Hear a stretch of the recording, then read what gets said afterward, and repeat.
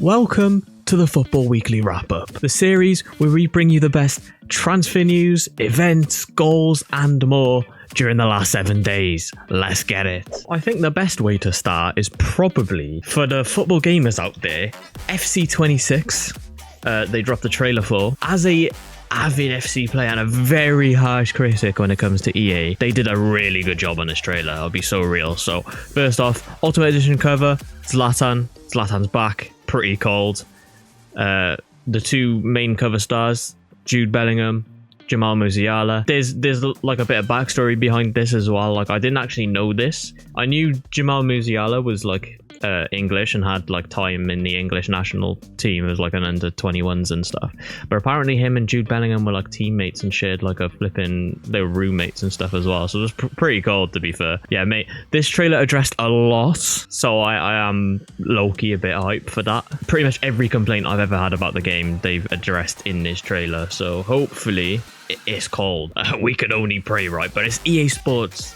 It's one thing to show a trailer, it's another thing to actually put out a good game, do you know what I mean? So, like, who knows? We could still be fisted. If I speak, I am in big trouble. What the flip is this in the comment section? Cold from Chewboy. I've never seen that clip in my life. That's brightened my day, that is. I think the next best place to start is probably at the Women's Euros. Now, since last episode, the entire quarterfinals has been played, and our quarterfinalists are England, Italy, Germany and Spain. Now, I'll be honest, my predictions from last episode were just a little bit off. It's not looking good, Bev. France got knocked out on pens, but from what I gather, Berger had an absolutely crazy game as a goalie. I know it's probably a really common name in Germany, but just the surname Berger is quite funny to me, I'm not gonna lie. Oh, I'm such a child, man. The second quarterfinals was between Spain and Switzerland, and Spain did win, to nobody's surprise, but I said it would be a battering and it was only 2-0, so like, fair play. And considering the tournament's actually in Switzerland as well, like the Swiss national team, they did themselves proud, man. Fair play. As for the England-Sweden game, this game was crazy, I'm not gonna lie to you. So Sweden were 2-0 up, which was an upset in itself considering England are the title holders.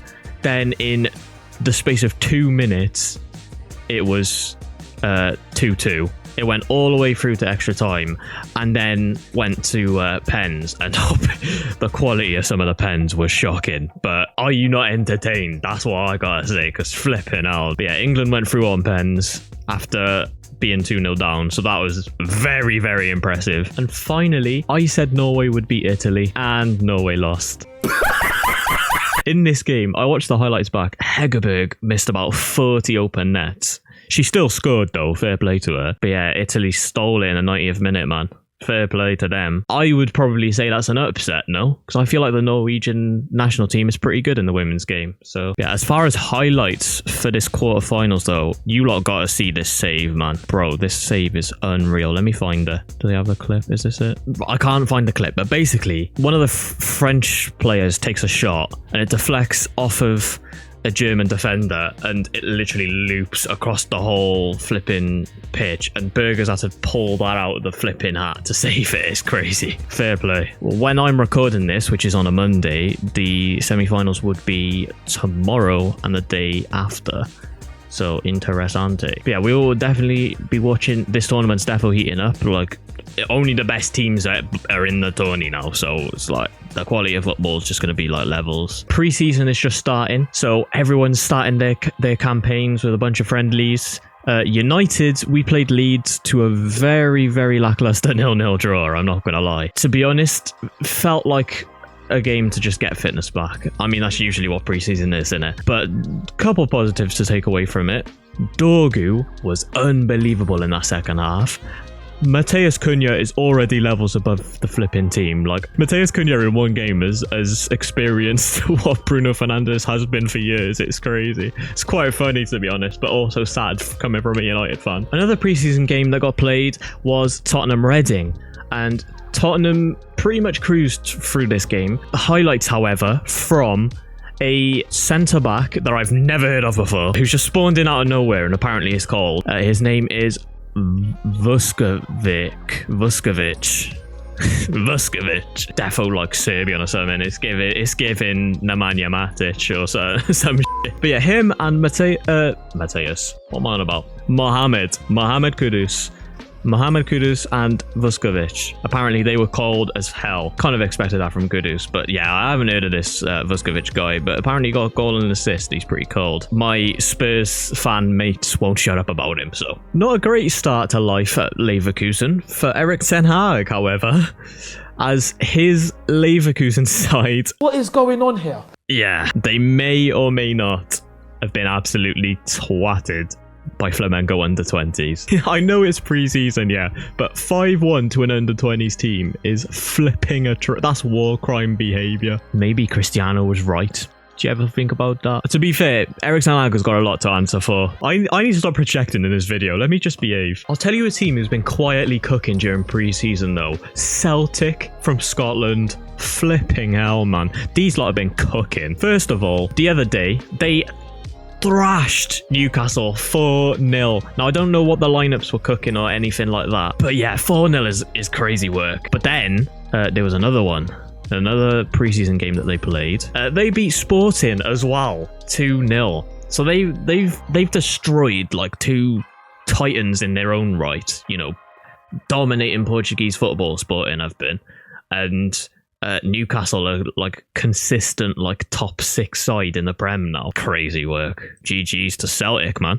Now on to some transfer news, and there's been some absolute heaters this week. Pierre-Emerick Aubameyang remontada to Marseille. This came out of absolutely. I honestly thought Aubameyang was low-key Finnish. Very false. Not Finnish. He's Gabonese. Sorry, that is such like crack. My bad, man. Secondly, and they finally, I'm so happy they finally done it, man. Big Bryan Mbeumo, the beautiful bold bastard.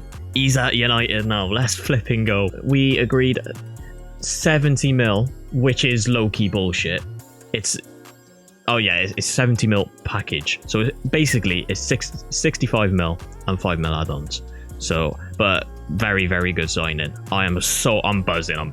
More United transfer news, and this came out of absolutely. I heard nothing about this until it actually was confirmed. Marcus Rashford on loan with option to buy to flipping Barca. He might remontada in the number 19 shirt, and I actually will love to see it. That front three of Yamal, Rafinha, Rashford next season could be nuts, you know. Next up, and I don't know where Liverpool keep finding this, like they just randomly found a bunch of spare change behind the sofa, because they've splashed another 95 mil. Well, 95 mil in add-ons.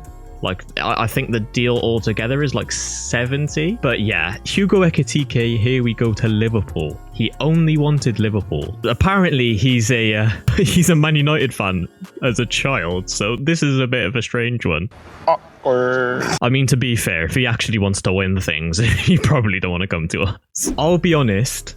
This one kind of hurts, because this is a centre mid that I really wanted at United. I think he's a very promising talent. But Richard Rios from Palmeiras has joined Benfica on a here we go. I'll be real, that is probably a really good move for him. I think he'll develop very well in a team like Benfica, so sound good on him. And then to be fair, in a couple of years, just remember the name, because I reckon in a few years' time he'll be like one of the best midfielders about. He'll be called. And to end the transfer news today, Victor Osimhen on a here we go back to Galatasaray. They've signed him permanent. This one shocked me. I'm surprised no bigger clubs actually went in for Osimhen, considering the striker market is so bad, and Victor Osimhen is a proven like title winning striker who will guarantee you goals, and I just don't get how anyone outside of the Turkish league didn't really want to go for him. It's a bit mental, to be honest, but fair, man. But fair play. Galatasaray have got a steal on their hands. Like, Osimhen will do bits for him. That is all for football this week.